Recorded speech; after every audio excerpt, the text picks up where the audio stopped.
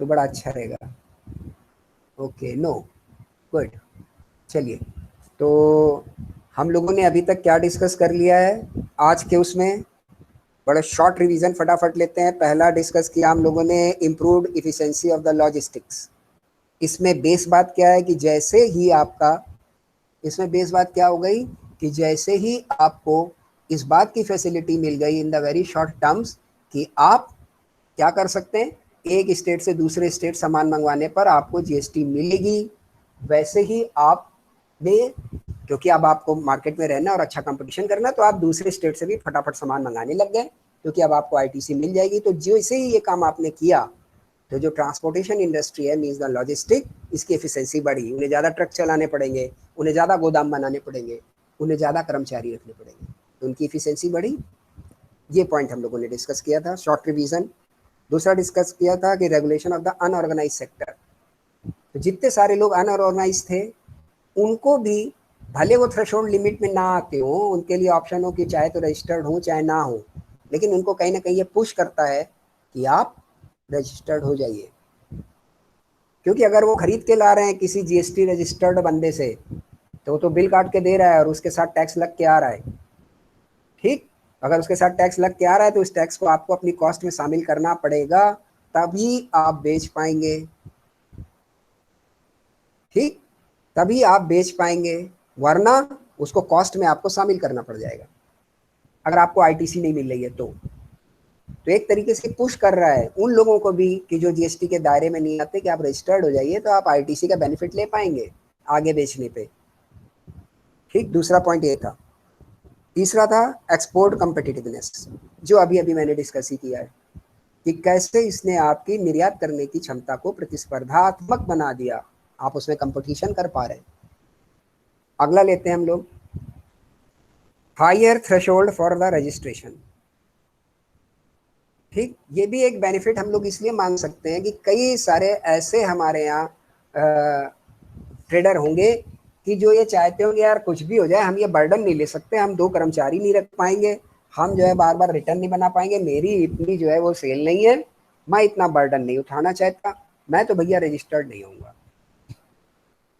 ठीक, तो उनके लिए भी आराम हो गया, क्योंकि वैट में जो थ्रेशोल्ड लिमिट ऑफ रजिस्ट्रेशन थी वो बहुत कम थी कि इतने के ऊपर अगर आपकी ट्रेड हो जाए तो आपको रजिस्टर्ड हो जाना पड़ता था। वैट स्ट्रक्चर में 5 लाख थी और अब आपकी काफ़ी बढ़ गई है, उससे 30 और 40 लाख। ठीक, वो रजिस्ट्रेशन वाला जिस दिन पॉइंट हम लोग डिस्कस करेंगे उस दिन सारी थ्रेशोल्ड लिमिट जीएसटी की हम डिस्कस कर लेंगे। अभी आपके लिए बेनिफिट का पॉइंट क्या है कि वैट में जो थ्रेशोल्ड लिमिट थी वो कम थी, जिसको कि आपके जीएसटी रिजीम ने बढ़ा दिया है। तो जो लोग इसी मूड पे ही होंगे मुझे रजिस्टर्ड होना ही नहीं है, मेरा तो बड़ा छोटा सा कारोबार है यार, तो उन्हें आराम है। उन बेचारों का अगर पहले 5 लाख के ऊपर टर्नओवर हो जा रहा था तो उन्हें रजिस्टर्ड होना ही पड़ता था, लेकिन जीएसटी ने उस लिमिट को बढ़ा दिया है। तो आप अगर ऐसा चाहते हैं कि हम रजिस्टर्ड ना हो तो मत होइए, इसकी फैसिलिटी वो आपको देता है। पर वो जो रजिस्टर्ड होने के लाभ हैं, आईटीसी आईटीसी ये सब आपको नहीं मिलेंगे।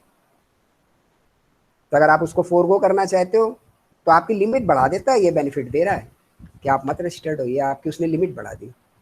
ठीक है, अगला पॉइंट आपके लिए क्या है, कंपोजिशन स्कीम। अब कंपोजिशन स्कीम ये क्या चीज़ होती है कि जो हमारे छोटे बिजनेसेस हैं, ठीक, उनको क्या बोला है उसने कि वो कंपोजिशन स्कीम ऑप्ट कर लें, एक लिमिट है।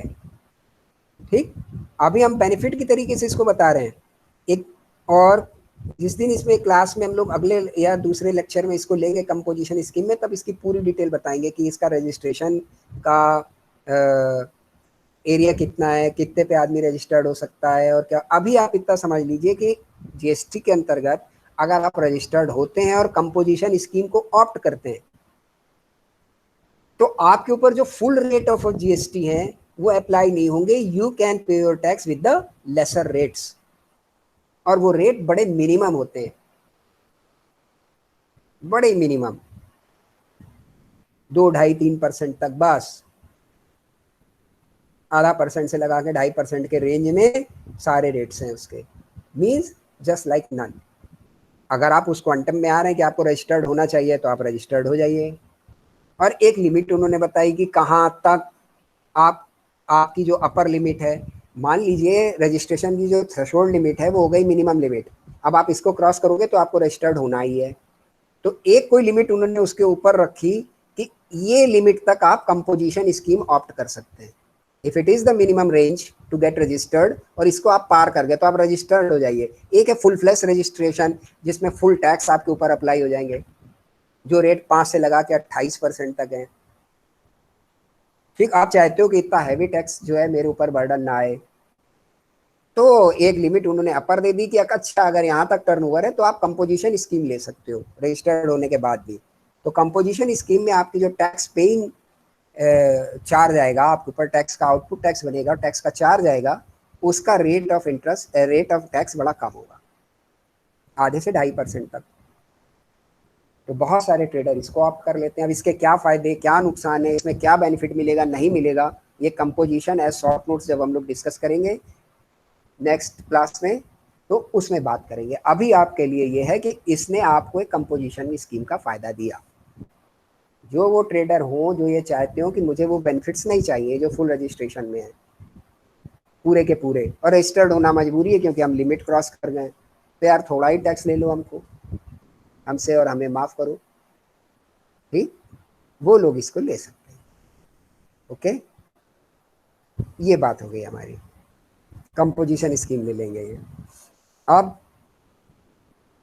Final point, benefit to the consumers. इसका कंज्यूमर को क्या बेनिफिट है?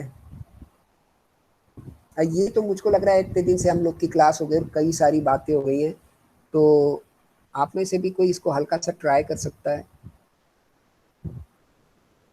Please anybody will take initiative.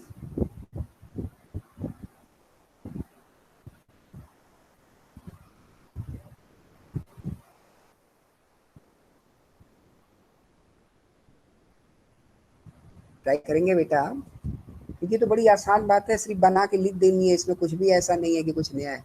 कि कंज्यूमर के लिए क्या बेनिफिट है?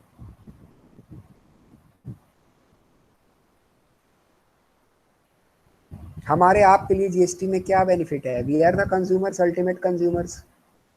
बाकी तो बीच के सारे ट्रेडर्स इसलिए खरीद रहे हैं कि उन्हें खरीद के आगे बेचना है, और जिसके बाद कहीं ना बिके, इस्तेमाल हो जाए, वही consumer. Simple and easy online procedure, एक जवाब मुझे मिल रहा है, simple and easy online procedure. तो एक बात मुझे बताइए कि हम आप कोई सामान खरीदते हैं तो मुझे क्या इस बात का बेनिफिट मिलता है कि सिंपल एंड ऑनलाइन प्रोसीजर? हम कोई सामान खरीद ला रहे हैं अगर दुकान से और जीएसटी पे करके आ रहे हैं, तो हमको इस बात से कोई मतलब है कि वो ऑनलाइन हुआ कि नहीं हुआ? नहीं, नहीं है बेटा। ऑनलाइन प्रोसीजर है तो ये किसके लिए बच्चा फ़ायदेमंद हो सकता है कि जो लोग उससे रजिस्टर्ड हैं वो उनके पोर्टल को इस्तेमाल करें, तब तो उनकी जो जीएसटी की ऑनलाइन फैसिलिटी है, या जिसको हम इजी बोलें, वही तो उसको इस्तेमाल कर पाएंगे। हम आप तो नहीं कर सकते। हम आप तो केवल सामान खरीद के लाते हैं और ले जाते हैं। हमको कोई ऑनलाइन से बेटा वास्ता पड़ता है? नहीं पड़ता। जिस दिन मैंने पहली क्लास आपके साथ डिस्कस हुई थी तो मैंने ये बोला था आपको कि जीएसटी या इनडायरेक्ट टैक्सेस में जो अल्टीमेट कंज्यूमर है, जिसकी जेब से पैसा जाता है, उसके लिए दूसरा कोई सरदर्द है ही नहीं कि उसने क्या खरीदा, कितने का खरीदा, कभी उसको इससे कोई मतलब नहीं क्या जीएसटी में हमें ऑनलाइन डिलीवरी मिल रही है, नहीं मिल रही। हम बेटा इसलिए तो बार बार बोलते हैं कि कुछ भी बोलो आप जैसे ही कुछ बोलोगे that is going to be very useful for the whole class. पता तो चलेगा हमको कि अब हम लोगों को आगे कहाँ चलना है। अगर आप और हम मिल के चल रहे हैं तभी हम लोग अच्छी जगह पहुंचेंगे।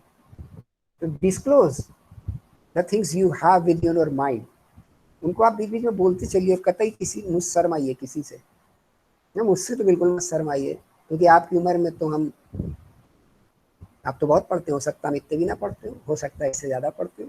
ये तो मेरी एज का कोई बता पाएगा या मुझसे बड़ा। चलिए ये मजाक की बात हो गई। हाँ, बेनिफिट कंज्यूमर के लिए क्या है? मेरा सवाल अभी वहीं खड़ा हुआ है, अरे मैं ही इसका जवाब दे दे रहा हूँ, आपको परेशान नहीं कर रहा हूँ। कंज्यूमर के लिए कहाँ पे बेनिफिट है कि जब अब जीएसटी अप्लाई नहीं था तो क्या हो रहा था, कई सारे टैक्सेस थे, ठीक। अब अलग अलग थे वो, मान लो एक्साइज अलग है और सर्विस टैक्स अलग है और गुड्स टैक्स अलग है जिसका नाम वैट हुआ करता था, और कोई एक ऐसा प्रोडक्ट है जिसमें इन तीनों का ही किसी तरीके से सम्मिश्रण हो गया या किन्हीं दो का सम्मिश्रण हो गया, दो आपस में मिल गए। कोई सामान कहीं से बना किसी ट्रेडर के पास आया तो आपके लिए एक्साइज भी शामिल हो गया और साथ ही साथ फिर उसमें क्या शामिल हो गया, आपके एक्साइज के बाद में ट्रेडिंग भी शामिल हो गई, तो वैट भी शामिल हो गया। क्योंकि अब जहां पे वैट लगा वो स्टेट का सब्जेक्ट था, अगर एक्साइज सेंट्रल का सब्जेक्ट था तो उसको आईटीसी मिलनी नहीं है, तो कैस्केडिंग हो जाती थी, तो टैक्स पे टैक्स लगेगा। अगर एक स्टेट से दूसरे स्टेट सामान चला गया तो जो सेकंड स्टेट का ट्रेडर है वो जो पहले स्टेट में टैक्स दे के लाया है वो तो रिकवर करेगा उसको कॉस्ट में, जब वो रिकवर करेगा तो आपके लिए कॉस्ट की कीमत बढ़ जाएगी। दिखेगा आपको रेट 10%, लेकिन वो पड़ रहा होगा कुछ और ज्यादा। एग्री कर रहे हैं आप? जैसे कल का जो एक सिंपल एग्जांपल, एकदम सिंपल एग्जांपल है, उसके थ्रू हम आपको समझा देते हैं कि कंज्यूमर को बेनिफिट कहाँ पर हो रहा है। कि हम लोगों ने एक केस डिस्कस किया था कि मिस्टर एक्स और वाई हैं, और मिस्टर एक्स यूपी के और मिस्टर वाई एमपी के। तो यूपी वालों ने एक सामान बेचा एमपी वालों को, मिस्टर वाई को 100 रुपए उसकी कीमत थी, 10% टैक्स रेट था। तो 110 का मिला वाई को जो कि एमपी के। अब अगर वैट का रिजीम लागू है, जीएसटी है नहीं, तो एमपी वाले को तो आईटीसी मिलेगी नहीं, क्योंकि जो वाई है उन्होंने जो टैक्स पे किया इनपुट पे वो तो गया यूपी सरकार की जेब में, क्योंकि उसको एक्स ने कलेक्ट किया था और एक्स यूपी का है, तो वाई वाले को तो उसकी आईटीसी मिलेगी नहीं। तो अब वाई क्या करेगा, हम एक एग्जांपल लेते हैं कि उसने zero profit, zero any input charges कुछ नहीं लगाए, तो उसने वो 100 रुपए की चीज को 100 रुपए में ही बेच दिया। तो अब उसे जो पीछे से टैक्स दे के आया है वो टैक्स उसे क्या करना पड़ेगा, अपनी कॉस्ट में ऐड करना पड़ेगा। तो वो 110 रुपए पे 10% लगाएगा, तो एक्चुअली कितना हो गया, ये कीमत तो 100 रुपए थी, अब टैक्स मुझे 11 रुपए देना पड़ रहा है, केवल इस कारण कि जो पिछला टैक्स है वो कॉस्ट में शामिल हो गया। तो रेट कितना हो गया, 11 रुपए, अगर हमने 100 रुपए पे दिए तो मुझको कितने का पड़ा, 11%, जो कि पड़ना चाहिए था 10%। ये कंज्यूमर का फायदा है कि कंज्यूमर टैक्स पर टैक्स के कारण हायर रेट पे कर देते थे, और लिखा होता था कुछ कम, क्योंकि उनको ये पता ही नहीं चल पाता था कि ये प्रोडक्ट की एक्चुअल कॉस्ट पे टैक्स लग रहा है कि इसमें पीछे की टैक्सेस भी शामिल हैं, जो हम लोगों ने डिस्कस किया था बेनिफिट में, कैस्केडिंग ऑफ टैक्सेस। क्योंकि कैस्केडिंग ऑफ टैक्सेस हो जाती थी, यानी टैक्स पे टैक्स लग जाता था, इस कारण से कंज्यूमर पर बर्डन ज्यादा आता था। ये फैक्ट है, केवल कंज्यूमर के लिए इतनी केवल मतलब की बात है, नंबर 1 बात है ये, ठीक, कि आपको कैस्केडिंग ऑफ टैक्सेस से बचत होती है, इस कारण आप प्रोडक्ट का ही टैक्स पे करते हो, या प्रोडक्ट पर जो वैल्यू एडिशन हुआ तो उसका टैक्स पे करते हो, product plus value addition, tax पे कोई टैक्स आप नहीं देते। ये आपका बेनिफिट है नंबर 1। दूसरा बेनिफिट आपके लिए क्या है, क्योंकि इसने स्मूथनेस ऑफ द बिजनेस कर दी, स्लीमलेस फ्लो कर दिया, ट्रेडर्स के अंदर का डर खत्म हुआ, उनके बीच का व्यापार बढ़ा। तो आपको क्या सुविधा मिली कि जो सामान महाराष्ट्र में है हो सकता है वो यहाँ वाला ना मंगाता हो टैक्स के डर के कारण, अब वो मंगा रहा है क्योंकि उसे पता है कि इनपुट मिलेगा, तो आपके लिए जो अवेलेबल होने की शर्त है गुड्स की वो और आसान हो गई। एग्री? आप और आपको चीजें और आसानी से मिलने लग गई जो पहले शायद नहीं मिलती थी, ठीक। तो एक अवेलेबिलिटी बढ़ गई, ये आपका बेनिफिट है और हमारा बेनिफिट है। दूसरा, आपके और हमारे लिए क्या बेनिफिट है कि हमको कॉस्ट या जो परचेज प्राइस है वो कम हो गया, क्योंकि टैक्स पे टैक्स नहीं पड़ रहा है, ठीक। एग्री? तो ये 14 जो भी हमने इसके पॉइंट्स आपको लिखाए थे बेनिफिट ऑफ जीएसटी, तो वो मैंने लगभग सारे डिस्कस कर दिए। जल्दी से आपके पास नोट डाउन हो तो 1 मिनट या 2 मिनट में उनका रिवीजन ले लीजिए, and if you have any query तो उनको फटाक से पूछ लीजिए, फिर हम लोग कंसर्न्स को डिस्कस करते हैं। सेम प्राइस, हाँ सेम प्राइस मिल रहा है, ये बेनिफिट है, correct. Around the country, yes.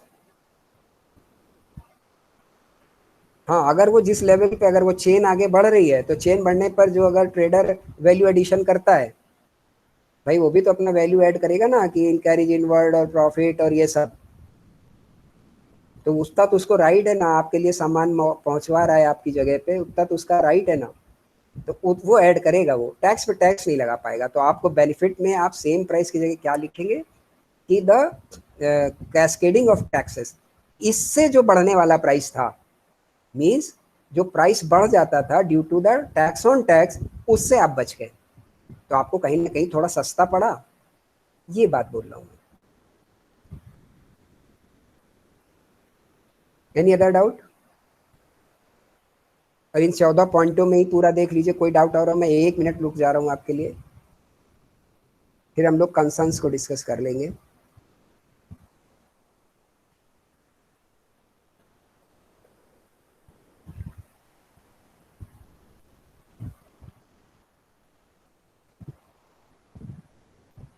Yes बेटा, एनी अदर पॉइंट? कोई doubt? No sir, no sir. Okay, तो ये सारे के सारे पॉइंट्स आप लोगों को अच्छे से क्लियर हो गए हैं, वेरी गुड। इससे एक आपका पूरा यस। बड़ा बेस बन जाएगा। अब कंसर्न्स, कि इससे लोगों को दिक्कतें क्या आ रही हैं और कहाँ आ रही हैं, या लोग कहाँ दिक्कत समझ रहे हैं।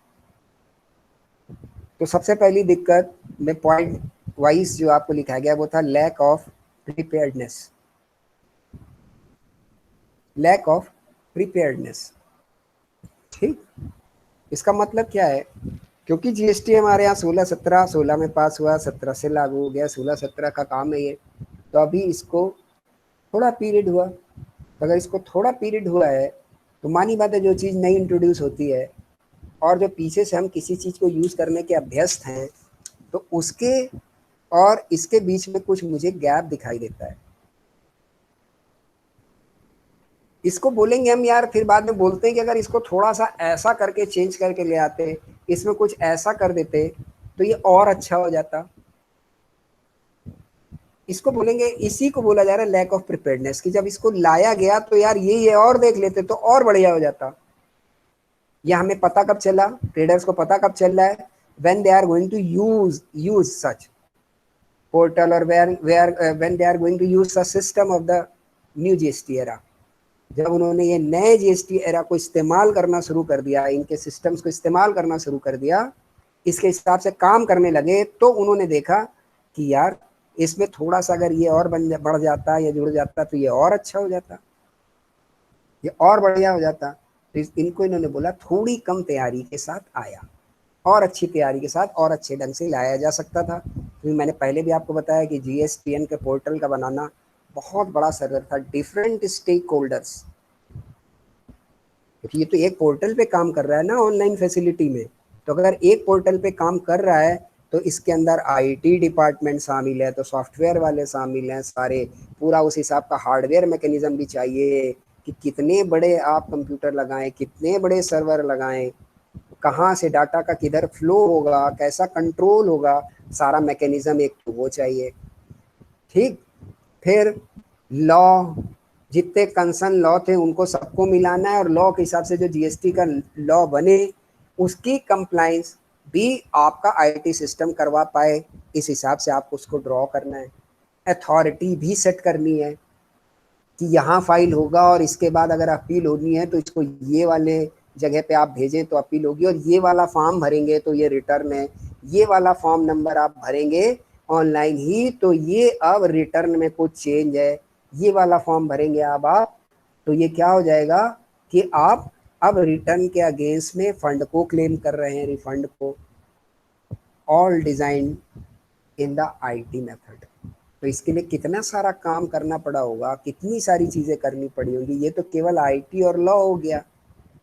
फिर जितने स्टेक होल्डर जुड़े हैं आपके, बड़े बड़े बिजनेस के जो इंस्टीट्यूशंस हैं रिकॉग्नाइज्ड, एज वेल एज जो डिफरेंट आपके और प्लेयर्स हैं जो इसको स्मूथनेस देते हैं, जहाँ भी पैसे का लेन देन होगा तो बैंक होगी तो आरबीआई के रूल्स होंगे, अगर एक्सपोर्ट है, बाहर की मनी आ जा रही है तो आरबीआई है, ठीक।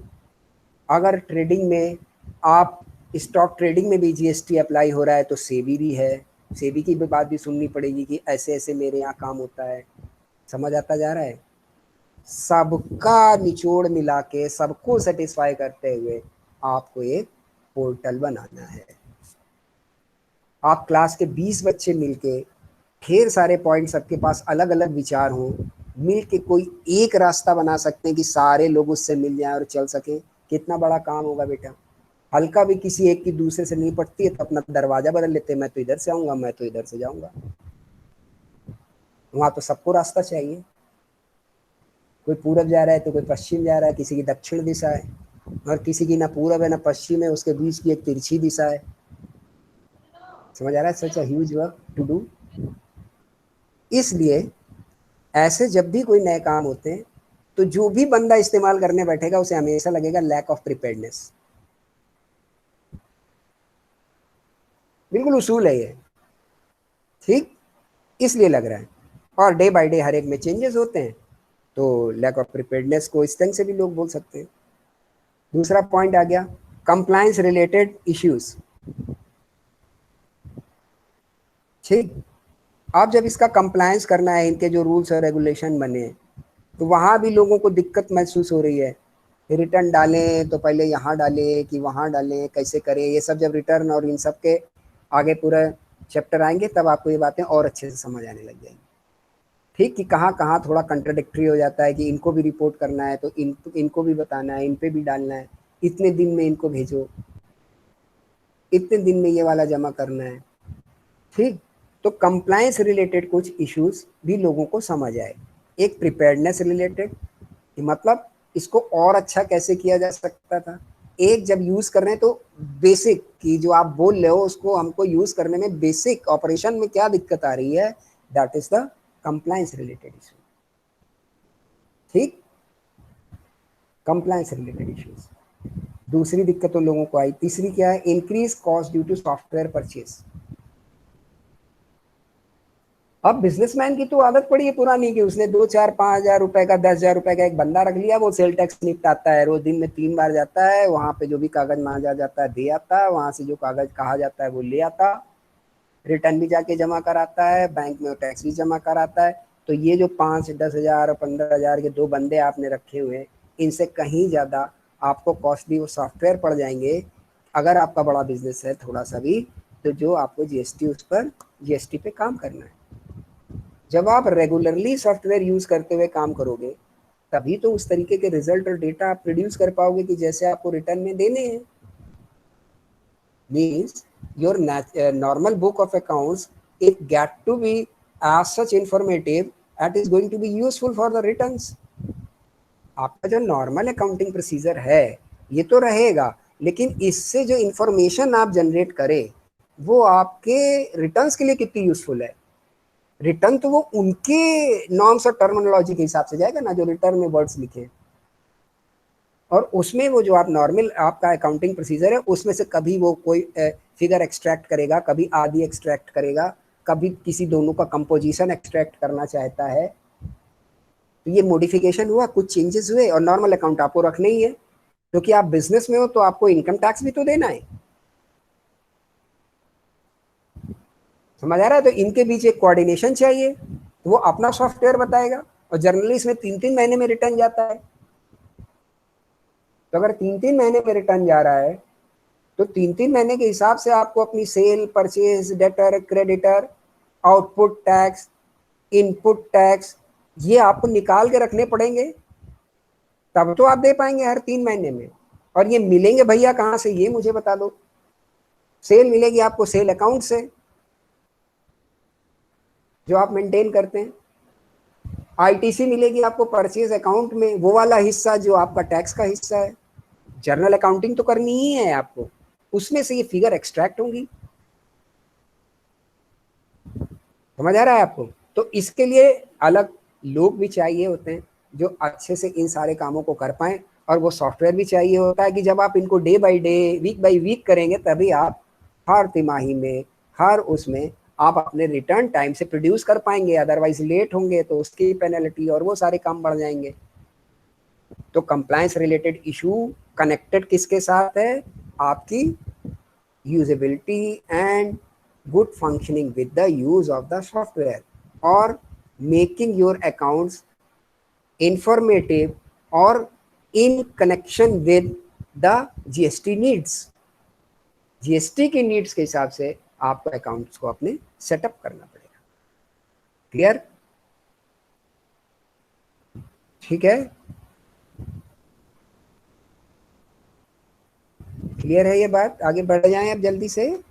Yes sir. चलिए, तो अगला पॉइंट हम लोग देख लेते हैं, स्मॉल बिजनेसेस।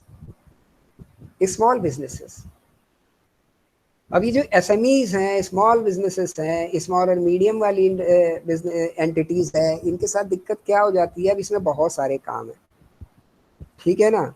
अब इसमें आपको जीएसटी एन पे जाके रजिस्टर्ड होना है और सारे काम करने, और एक सबसे बड़ा काम होता है, मैं ये चाह रहा था कि आपकी जिस दिन क्लास की थोड़ी स्ट्रेंथ हो तब इन वर्ड्स को हम डिस्कस करते, पर हम रुक नहीं सकते, जहाँ जो बात आ रही वहाँ करनी ही पड़ेगी। एक एचएसएन कोड होता है इसमें, अब वो भी लोग मेंटेन करें और करना ही पड़ेगा, अदरवाइज आपका काम नहीं चलेगा। एचएसएन कोड मतलब इंटरनेशनल मार्किंग और आइडेंटिफिकेशन ऑफ एनी प्रोडक्ट और आइटम, कि कोई भी प्रोडक्ट या कोई भी आइटम है उसको एक नंबर दिया गया है, इंटरनेशनली प्रूवन कोई स्टैंडर्ड्स हैं उसके हिसाब से, तो उनको बोलते हैं एचएसएन कोड्स।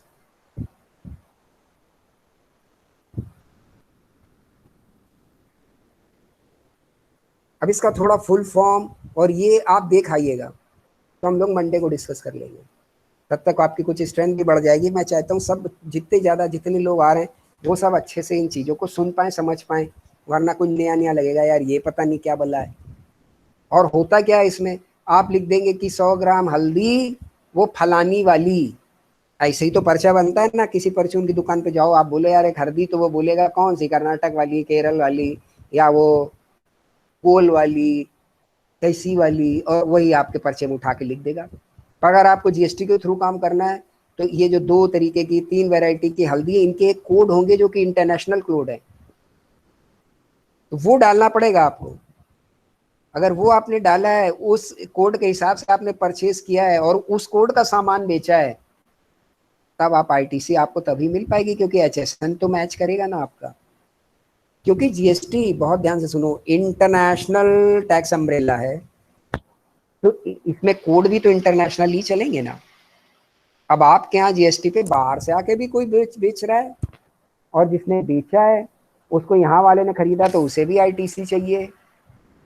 तो एक एचएसएन कोड ऐसे डेवलप किए गए हैं कि जो होल वर्ल्ड में एक जैसे, अगर कोई आइटम फॉर एग्जांपल टाटा बना रही है और उसको एक एचएसएन कोड अलॉट हो गया अपने उस आइटम या प्रोडक्ट का, तो वो कोड किसी दूसरे को वर्ल्ड में अलॉट नहीं होगा। मतलब जैसे ही आपने कोड डाला, तो ये तय है उसका, वो पड़ा हुआ है कि ये इस कैटेगरी को बिलोंग करता है, ये इस इंडस्ट्री का, वो कोड की भाषा में कि पहले 2 अक्षर इस इंडस्ट्री को बिलोंग कर रहे हैं, इसके बाद ये 2 अक्षर इसमें इस इंडस्ट्री को इस चीज को बिलोंग कर रहे हैं, और फाइनली फिर ये है। ठीक, कोई कुछ बोलना चाह रहा है? मुझे माइक हल्का सा खुला दिखाई दिया था, कुछ कहना है तो बेटा बोलो जल्दी से।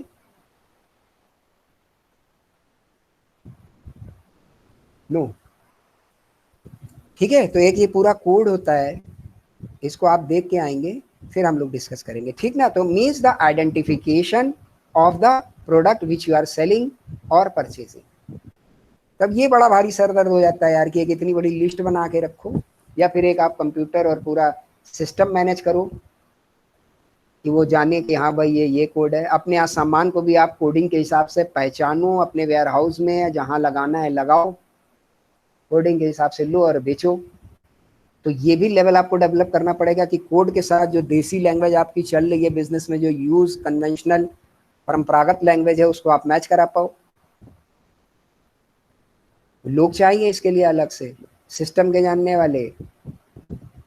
ये सारी कंप्लायंस की दिक्कतें, और स्मॉल बिजनेसेस को दिक्कत आ रही है। बड़े बिजनेस वाले हैं तो वो तो ऐसे 2 आदमी रख सकते हैं, जो इसी काम में लगे हैं और लगे लगे धीरे धीरे महीने 2 महीने में सीख के तैयार हो जाएंगे। जितने आइटम उनके यहाँ आ रहे होंगे उनको धीरे धीरे पहचान जाएंगे कि ये कौन सा कोड है। ठीक है ना। तो छोटे बिजनेस वाले कितना अफोर्ड कर पाएंगे, इसलिए छोटे बिजनेस वालों को इसमें थोड़ी दिक्कत आती है, उन्हें कंसर्न है इस बात का। ठीक, आगे बढ़ जाते हैं हम लोग। अगला पॉइंट था lack of skilled resources and reskilling of the existing force. अब वही बात आ गई कि आपके पास जो काम करने वाले वो उतने स्किल्ड नहीं है जैसी स्किल इसके लिए चाहिए,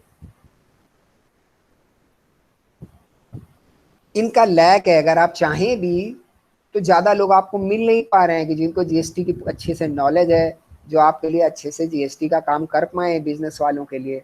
वो रखना चाहता है कि 2 अकाउंटेंट मिल जाएं जिनको जीएसटी की नॉलेज हो, मिल ही नहीं रहे। यू कैन से द एजुकेशन, एजुकेशन भी हो सकती है, साथ ही साथ उसकी एजुकेशन से ज़्यादा बड़ी चीज़ है एप्लीकेबिलिटी नॉलेज। एजुकेशन तो लोगों को बहुत सारी चीज़ों की है, क्या वो उस एजुकेशन को अप्लाई कर पा रहे हैं। मैं आपको एक किताब दे देता हूँ, एग्जाम्पल के लिए बता रहा हूँ कि एजुकेशन और उसकी एप्लीकेबिलिटी में कितना बड़ा फर्क है। मैं आपको एक बुक दे देता हूँ जिसमें पहलवानी के सारे दांव पैंच लिखे होंगे, क्या आप पहलवान बन जाएंगे? बिल्कुल नहीं बन पाएंगे। पूरी नॉलेज आपको आ गई कि ऐसे जाओ और ऐसे हाथ पकड़ो और पीठी पे उठाओ तो पटक दो तो ये धोबी पछाड़ होता है, क्या आप उसे अप्लाई कर पाओगे पढ़ के? नहीं कर पाओगे। उसके लिए आपको उस माहौल में ढलना पड़ेगा, उतनी प्रैक्टिस करनी पड़ेगी, उतना बल लाना पड़ेगा।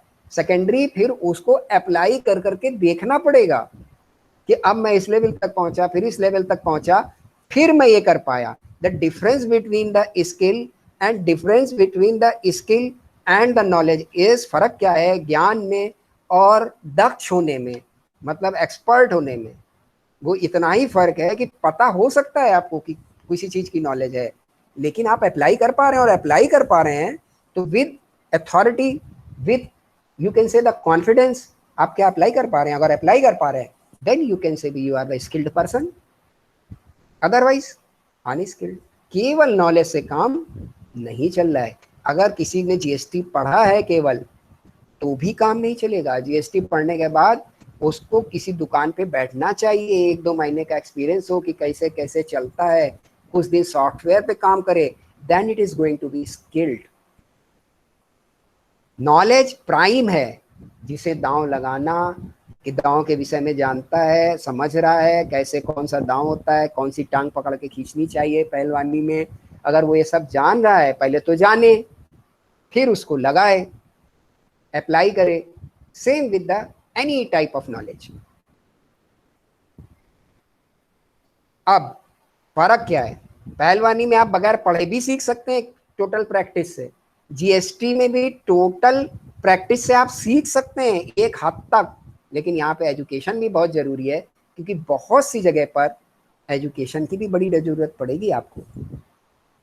अगर आप पढ़े हुए हैं हर चीज को और सीख रहे हैं तो और बेहतर सीख पाएंगे और एक्सपर्ट हो जाएंगे। Then you are the skilled. तो स्किल्ड लोगों की कमी है। हो सकता है कि ऐसे लोग हों जिन्होंने जीएसटी में कोर्स कर रखा है, कोई ढेर सारे बीबीए होंगे, ढेर सारे कॉमर्स के स्टूडेंट होंगे जिन्होंने जीएसटी पढ़ी होगी। क्या वो उन्हें किसी जीएसटी के पोर्टल पे बैठा दिया जाए, किसी दुकान पे बैठा दिया जाए तो वो काम कर पाएंगे? नो। नॉलेज है उन्हें, लेकिन वो स्किल नहीं हो पाए हैं अभी। जो रियल कंसर्न है बिजनेस का, उस पर हम आपका फोकस ले जा रहे हैं। और ये आप कर सकते हैं अगर आप इसको पढ़ रहे हो तो। बेटा कुछ सब्जेक्ट आपके कोर्स में ऐसे होते हैं जो आपके लिए बहुत अच्छे हैं आगे के उसमें काम आने के लिए। अगर आपने अच्छे से अकाउंटिंग सीखी हुई है तो अकाउंटिंग के कोई छोटे मोटे सॉफ्टवेयर करके आप कहीं पर भी जॉब के लिए ट्राई कर सकते हैं। अगर आपके पास वेट करने का टाइम नहीं है तो। हर एक की अपनी अपनी कंडीशन होती है। सेम विद द टैक्स, चाहे वो इनकम टैक्स हो चाहे वो जीएसटी हो। अगर आपने इनको बहुत अच्छे से पढ़ा है और छोटे से कोई कोर्स कर लीजिए, 1-2 महीने में किसी जानकार आदमी के साथ बैठ के प्रैक्टिकल एक्सपीरियंस ले लीजिए, you are able to earn. अच्छे से काम आपको मिल सकता है। बड़ी जरूरत है अब भी इंडस्ट्री में ऐसे लोगों की। ठीक, कुछ ऐसी जगह हैं आपके कोर्स में, जैसे कंप्यूटर जो आप पढ़ रहे हो, इसी में और अच्छे से काम करो, आप प्रैक्टिस करो, कहीं ना कहीं कुछ हो जाएगा आपका। कोई शुरुआत आप कर सकते हैं। तो कुछ कोर्स आपके लिए, आपके कोर्स में ही कुछ ऐसे कंटेंट्स हैं जो आपके लिए बड़े कारगर हैं। ठीक, तो स्किल और उसके बीच का डिफरेंस मैं आपको बता रहा था। तो स्किलफुल पर्सन्स की कमी है, नंबर 1। दूसरा क्या है, जो एग्जिस्टिंग वर्क फोर्स है, अब उसको रीस्किल करना, ये भी एक बड़ा सरदर्द है। अब किसी के यहाँ 50 साल 55 साल का बंदा काम कर रहा है, अब उसको कौन जीएसटी पढ़ाएगा, और पढ़ाएगा तो कितनी समझ आएगी। और बेचारा 25 साल से उनके यहाँ काम कर रहा है, हर आइटम को पहचानता है, ये भी पहचानता है ये वाला बोरा कहाँ लगा होगा, किस नंबर पे लगा होगा, सोते से जगा लो बता देगा। वो भैया पूछे, भैया वो देखो अगर किराने की दुकान है तो बोले यार वो मखाने का, हाँ 10 आए थे, 10 बोरे, 8 उनको चले गए, एक उनको एक पड़ा है भैया वो पीछे की तरफ। इतना एक्सपर्ट है वो काम में। लेकिन अब उसको क्या इस जीएसटी के हिसाब से स्किल कर पा रहे हैं आप? तो उसे पहले थोड़ा पढ़ाओ, फिर उसे कंप्यूटर समझाओ, सॉफ्टवेयर सिखवाओ। तो इसके रीस्किल करना, लोगों को बोलना रीस्किल मतलब स्किल है उसके अंदर, तो उसकी स्किल को शेप देना है एज पर जीएसटी। तो ये भी कठिन काम है कि किसी के यहाँ कोई 20 साल से काम कर रहा है, उसको तुम एकदम नया ज्ञान देने लग जाओ, नए ढंग से सिखाने लग जाओ, बड़ा कठिन हो जाता है। तो ये दिक्कतें बिजनेस में लोगों को आ रही है कि एक तो स्किल बंदे नहीं मिल रहे हैं, ठीक, और जो उनके यहाँ है उन्हें स्किल करने में दिक्कत आ रही है। ये बोलना चाह रहा है वो। फिर अगला पॉइंट आ रहा है आपके लिए, मल्टीपल टैक्स स्ट्रक्चर। यानी जीएसटी के अंतर्गत भी कई तरीके के टैक्स रेट चल रहे हैं। कुछ आइटम है वो 5% के रेट से टैक्सेबल है, कुछ 0 रेट से टैक्सेबल है। 0 रेट मतलब 0 रेट आपको लिखना पड़ेगा कि दीज आइटम्स और the goods under this category are taxable under the 0 रेट। तो वैल्यू निकालोगे आप, मल्टीप्लाई बाय द 0%, तो टैक्स वैल्यू क्या आ जाएगी? 0। मतलब रेट लगाना है आपको 0। कुछ आपके लिए 5% से टैक्सेबल है, कुछ 12% से टैक्सेबल है, कुछ 18 से टैक्सेबल है, कुछ 28 से टैक्सेबल है। जहाँ कंपोजिशन स्कीम है वहां तो आप आधे से लगा के 2.5 तक टैक्स रेट लगा रहे हो। समझ आ रहा है आपको? तो जीएसटी के अंदर ही टैक्स के कई सारे रेट हैं। अब ये कोई कठिन बात नहीं है। अब दिक्कत कहाँ पे आ जाती है प्रैक्टिकली? क्यों इसको बोला गया मल्टीपल टैक्स स्ट्रक्चर? 4 ही 5 तो टैक्स रेट हैं। अब दिक्कत कहाँ आ जाती है? मान लीजिए कोई अप्रैल इंडस्ट्री है, अब उसने उसमें बोल दिया है कि अगर इस तरीके से सिली होगी और ये कपड़ा इस ढंग से बनाई गई होगी तो ये इस कैटेगरी में आएगी कि 18% से टैक्सेबल है, और अगर उसमें ये वाली फैब्रिक लगी है और इस ढंग से बनी है तो वो 12% में टैक्सेबल। अब छांटो। हो सकता है एक ही जगह पर एक ही कैटेगरी ऑफ गुड्स में हल्के हल्के वेरिएशंस के कारण टैक्स रेट डिफरेंट हो, इसलिए मल्टीपल टैक्स स्ट्रक्चर दिक्कत दे रहा है या लोगों को कंसर्न होता है। क्लियर? इससे कोई कंसर्न नहीं होता है यार। इनडायरेक्ट टैक्स में तो एक्चुअली ट्रेडर के लिए कोई सरदर्द है ही नहीं। ये तो मैंने पहले दिन ही आपको बता दिया। इसलिए नहीं है कि जो भी टैक्स रेट सरकार लगा दे उसे तो अगले वाले से रिकवर करना है और आगे वाले को दे देना है। जिसको बेच रहा है उससे टैक्स वैल्यू रिकवर करे, और जिससे खरीद के लाया है उसको पेमेंट करना है उसे टैक्स को। उसे तो अपनी जेब से कुछ देना ही नहीं है, तो उसे क्या सरदर्द है यार? 12 लो, 18 लो, 28 लो। उसको दिक्कत कहाँ आ जाती है कि जब एग्जाम्पल दिया ना मैंने, जैसे शर्ट का ही केस है, तो इसी में शर्ट 4 तरीके की होगी और उसमें उन्होंने अगर कोई टैक्स रेट अलग अलग डाल रखे हैं तो अब यहाँ सरदर्द फंस जाएगा उसके लिए। ठीक है, यहाँ सरदर्द फंस जाएगा आपके लिए। क्लियर? Yes sir. तो इसके लिए इसने कंसर्न बोला मल्टीपल टैक्सेस में। और अब मुझे लग रहा है कि 4:15 होने वाला है, 14 हो गया मेरी घड़ी में। तो अब इसको बंद कर लिया जाए, और मैंने आपको एक नोट्स भेज दिया है, उसको देख लीजिएगा। और मंडे की क्लास में बाकी भी आप अपने ग्रुप में बता दीजिए, या जो लोग आ रहे हैं उनको भी। हम लोग further composition scheme, GST council, GSTN और जीएसटी कंपनसेशन सेस, ये जो फर्स्ट यूनिट के 4-5 पॉइंट है, इनको डिस्कस करके इसको पूरा वाइंड अप कर देंगे। और अभी तक की इस डिस्कशन में जो भी आपको पॉइंट आ रहे हो पूछने वाले, वो आप पूछ सकते हैं। और जब मैंने इनको इस ढंग से कवर किया है, तो केवल फर्स्ट यूनिट नहीं है, कई सारे पॉइंट आपके फोर्थ यूनिट में जा रहे होंगे, कुछ आपके सेकेंड यूनिट्स को भी टच कर रहे होंगे। एक फुल ओवरव्यू अभी आपको मिल गया है। अब किसी भी यूनिट की बात होगी तो आप अनजान की तरह नहीं सुनेंगे, अगर आपने ये सारी क्लासेस शुरुआत की 4-5 ले ली हैं तो। Okay, then very nice meeting with all of you. Thank you, we will meet on Thank you, sir. Monday. Thank you sir. Thank you all of you.